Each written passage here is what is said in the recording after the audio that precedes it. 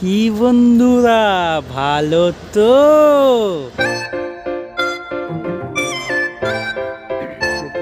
জলে নেই।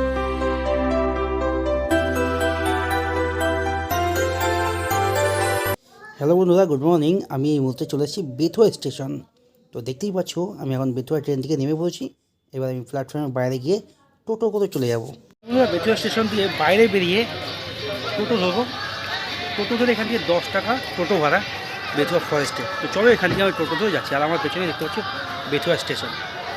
চলো, এখান থেকে টোটো ধরে চলে যাবো ফরেস্টে।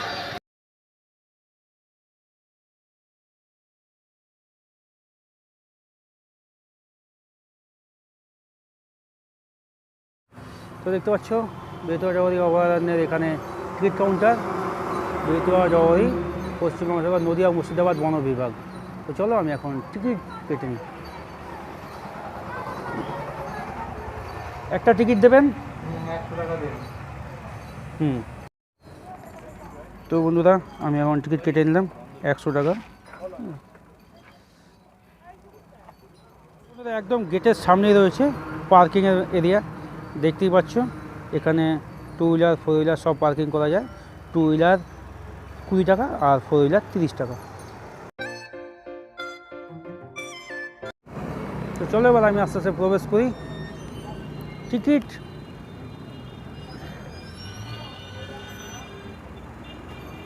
তো এখানে টিকিট চেকিং হবে, চেকিং করে ভেতরে প্রবেশ। এই হচ্ছে ভেতরের পরিবেশ, দেখতেই পাচ্ছ।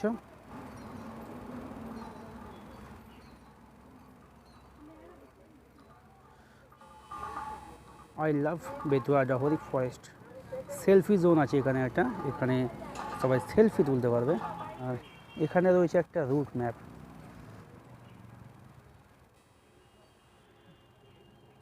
Wild century life root.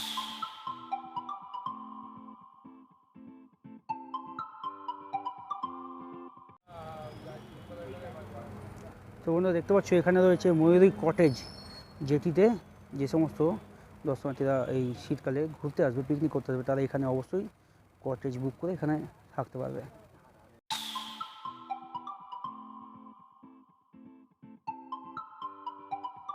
এখানে প্রথমে এসেই এই বাঁদিকে আছে একটা দ্বিজেন্দ্রলাল রয় বেতুয়া জওয়ারি, এটা একটা মিউজিয়াম। তো এই মিউজিয়ামে প্রবেশ করব। চলো, মিউজিয়ামে কি আছে সেটা। বন্ধুরা, আমরা এবার আস্তে আস্তে মিউজিয়ামের ভেতরে প্রবেশ করলাম। আর মিউজিয়ামের ভেতরে দেখতে পাচ্ছ খুব সুন্দরভাবে সাজানো রয়েছে। এখানে রয়েছে কিছু সাপ, আর এখানে দেখতে পাচ্ছ কিছু সাপের চামড়া ও এখানে ডিম, সাপের ডিম, এগুলো সব বয়মে করে সংরক্ষিত করা হয়েছে। এখানে সমস্ত কিছুই এখানে খুব পুতুল দ্বারা পরিচালিত করা হয়েছে।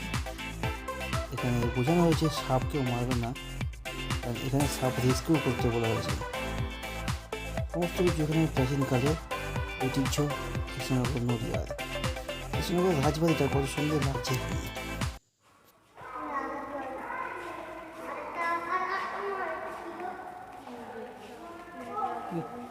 স্মৃতি তোরণ, আনন্দময়ী কালী মন্দির।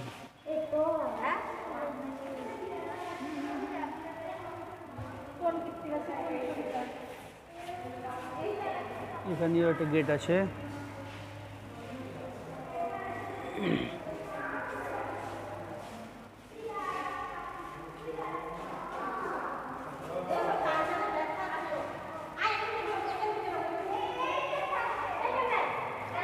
তিমি মাছ রয়েছে, ইস্কনের গঙ্গা।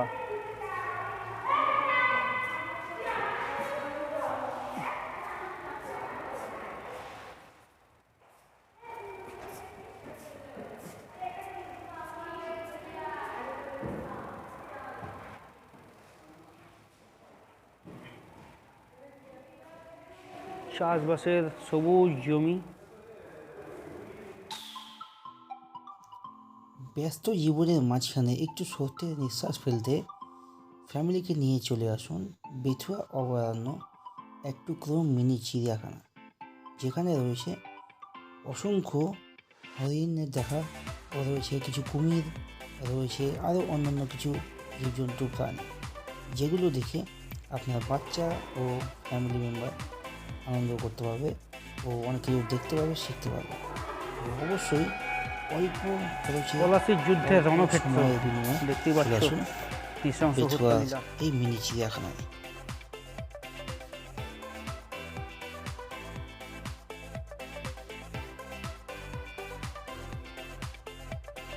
তো বন্ধুরা চলো আস্তে আস্তে এবার মিউজিয়ামের চারিদিকটা ঘুরি, যে এত সুন্দর সুন্দর জিনিস করে রেখেছে চারিদিকটায়, সেগুলো তোমাদের দেখাই।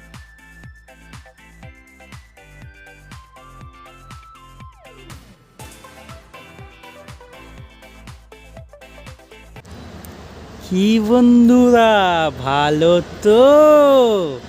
আজকে আবার চলে এসেছি একটা নতুন ভিডিওতে তোমাদের কাছে। আর আমি এখন আছি বেথুয়া ফরেস্টে, বেথুয়া অভয়ারণ্য। এটাকে মিনি চিড়িয়াখানাও বলা যায়, কারণ এখানে রয়েছে অনেক কিছু। তাই আজ আমি চলে এসেছি বেথুয়া। তো বন্ধুরা ভালো তো? জীবজন্তুর মাঝখানে রয়েছে বিভিন্ন ধরনের ফুল গাছের চারা, এখানে চারিদিকে সাজিয়ে গুছিয়ে রাখা হয়েছে। অসাধারণ লাগছে এই ফুল গাছগুলোকেও সঙ্গে। বিজ্ঞপ্তি একটুখানি পড়ে নেবে, স্টপ করে পড়ে নেবে, বেশিক্ষণ দেখানো তো সম্ভব না।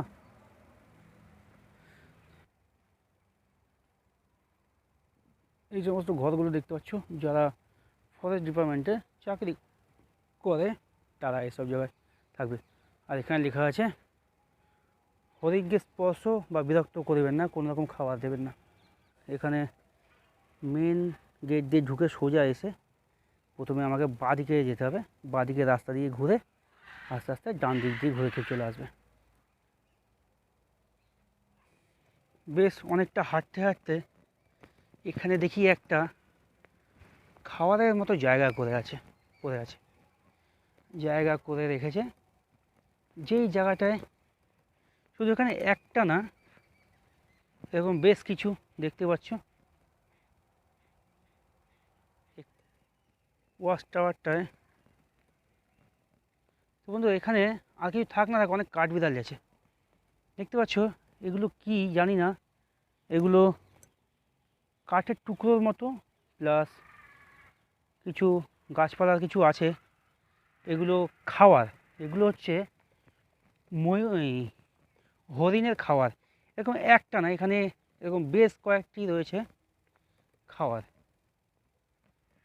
তো এখানে এসে এই একটা জিনিস দেখা গেল, হয়তো এগুলোতে জল দেয় খেতে, জল, ঠিক আছে।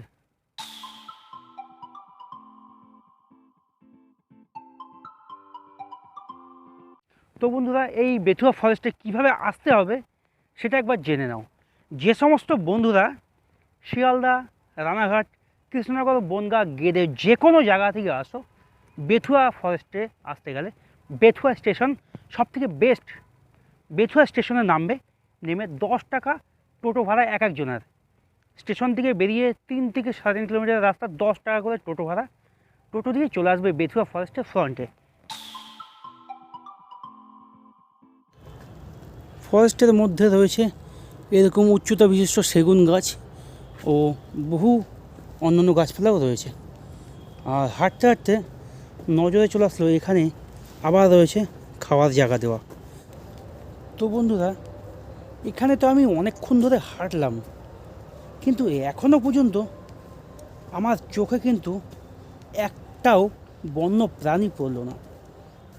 তাও হয়তো ভালো লাগতো বন্ধুরা, কিন্তু একটা হরিণও দেখতে পারলাম না, একটা হনুমানও দেখতে পারলাম না।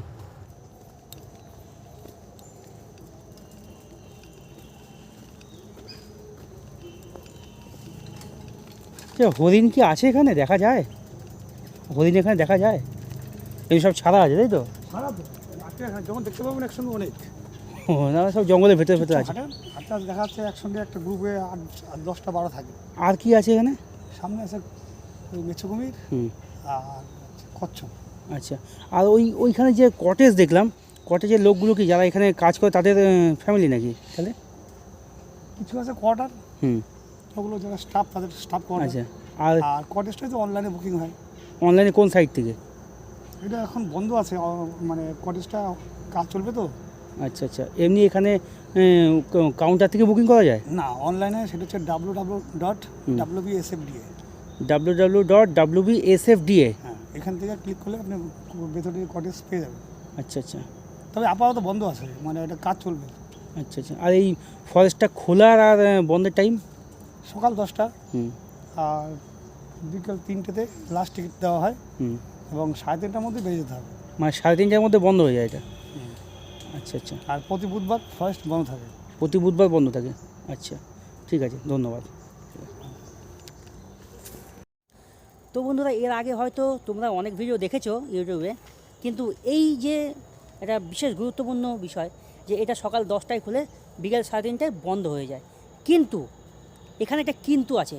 হ্যাঁ, কিন্তু এখানে প্রতি বুধবার সম্পূর্ণরূপে এই ফরেস্টটি বন্ধ থাকে। তো বন্ধুরা, যারা আমার এই ভিডিওটা দেখছো, তোমরা তোমাদের আত্মীয় স্বজন, রিলেটিভ, বন্ধুবান্ধবদের বলে দেবে যে বেথুয়া ফরেস্ট প্রতি বুধবার বন্ধ থাকে। এখানে বসার জায়গা,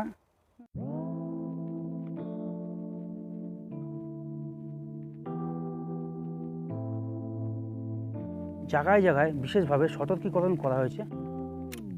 বিভিন্ন জায়গায় আছে ব্যানার, সাইনবোর্ড। যে সমস্ত দর্শনার্থীরা এখানে আসবে তারা অবশ্যই সাইনবোর্ড মেনে চলবে, আর এখানকার যে সমস্ত নিয়ম নিষ্ঠা সেগুলো অবশ্যই তোমরা মানবে। বন্য প্রাণীকে বিরক্ত বা উত্ত্যক্ত করা আইনত দণ্ডনীয় অপরাধ। ঘড়িয়াল, ওই দেখো কুমির। কুমির তো দেখতে পেয়েছি, ফাইনালি কচ্ছপের দর্শন পেয়েছি। দেখতেই পাচ্ছ, কচ্ছপ নৌকার মধ্যে উঠে, বেশ কিছু কচ্ছপ রয়েছে এখানে। 1 2 3 4 5 6 7 8টা মতো কচ্ছপ দেখা যাচ্ছে। দেখো, দেখতে পাচ্ছ, ডাঙায় উঠে রেস্ট নিচ্ছে।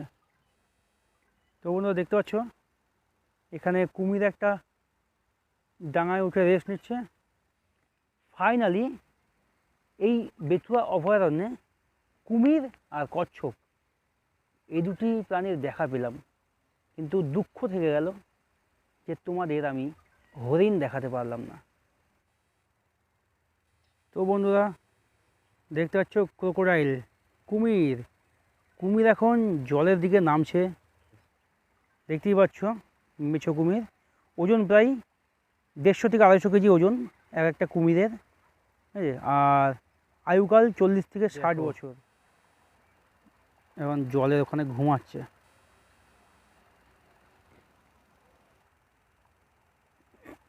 দেখতে পাচ্ছ, এটা জলে নেমে গেল। অনেকক্ষণ ধরে ডাঙায় বসেছিল, এবার সে জলে চলে গেল। আমি এখান থেকে বাইরের দিকে যেতে থাকি।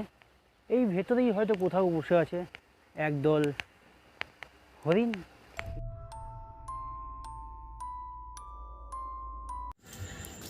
দিকে দেখতে পাচ্ছ বন্ধুরা, এদিকে লোকজন এখানে রেস্ট নিচ্ছে, আর এই রাস্তা দিয়ে নিয়েছি। এবার আমি যাব এই রাস্তা দিয়ে। তো চলো এদিকে ঘুরে আসি একটুখানি। দেখ, হ্যাঁ, আচ্ছা আচ্ছা, নো এন্ট্রি। আচ্ছা,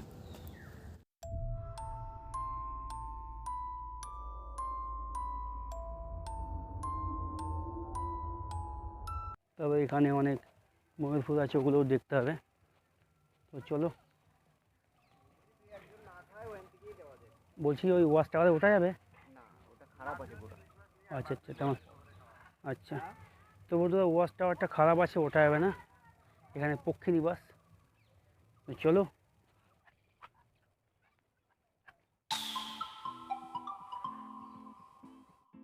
ফরেস্টে এসে হয়তো হরিণ দেখতে পারলাম না, কিন্তু এখানে রয়েছে রং বেরঙের ময়ূর। দেখতে পাচ্ছ এখানে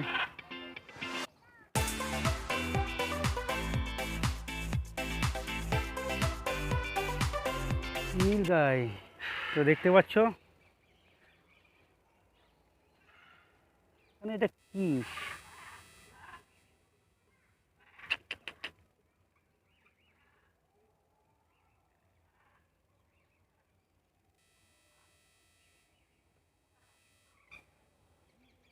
এখানে সাদা ময়ূর বন্ধুরা, beautiful white peacock is sleeping.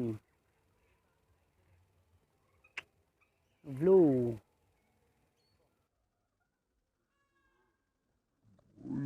Yeah.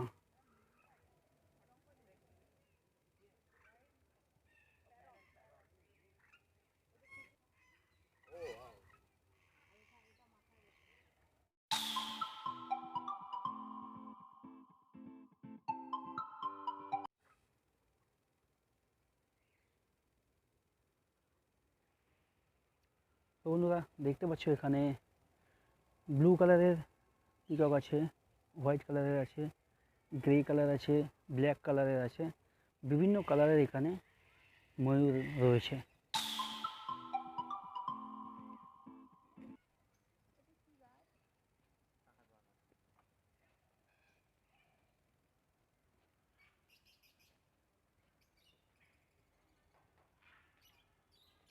কিন্তু পাখিগুলোর তো নামও দেওয়া নেই বন্ধুরা।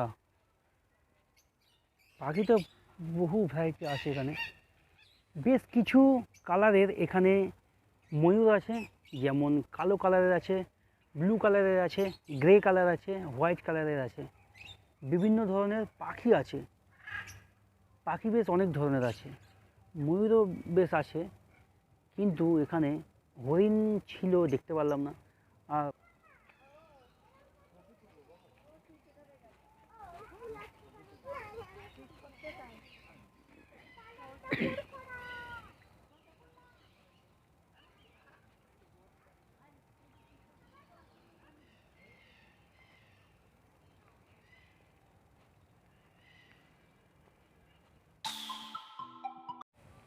তো বন্ধুরা এখানে প্রত্যেক দিন বেশ কিছু দর্শনার্থী আসে, যারা বেথুয়া ফরেস্ট ঘুরতে আসে, পিকনিক করতে আসে।